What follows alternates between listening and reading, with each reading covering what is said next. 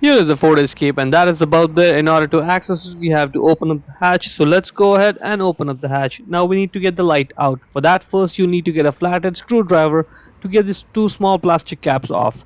Put it right over there at the top and then pry this cap out. Repeat the process for the other one. Just put it right there at the top and then pry it out, and out it comes. Now set it aside, and you will need a 8mm socket ratchet combination to get those two bolts out. So let's go ahead and get them out one by one. Take them out completely and then keep them aside. Now we need to get the light out, so we need to push it out straight to the back. However, very likely it'll be stuck there, so I'll show you a trick. Get a big roll of duct tape, get one long piece like this running along the entire length of the light, rip it up, and then repeat a couple more times.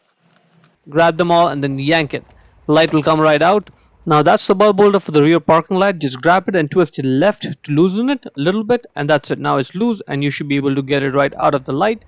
To get the bulb off, just grab the bulb and then pull it off straight, and it comes off. The bulb size is 194. Check the link in description to buy the new bulb from Amazon.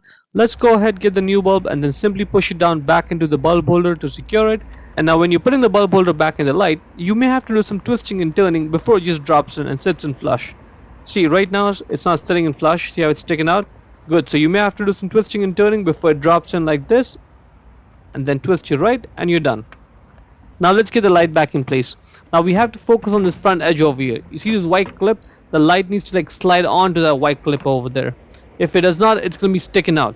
So put some pressure on the front edge over there while you slide this light in. Let's check to make sure it did actually go on. It did. Good. It's not sticking out. It's in place. Now give one final push. Put those bolts back in, and then let's tighten them down using the socket ratchet combination. And now let's put these two caps back in place and then give it a push. Repeat the process for the second one, and let's just peel this duct tape off of here.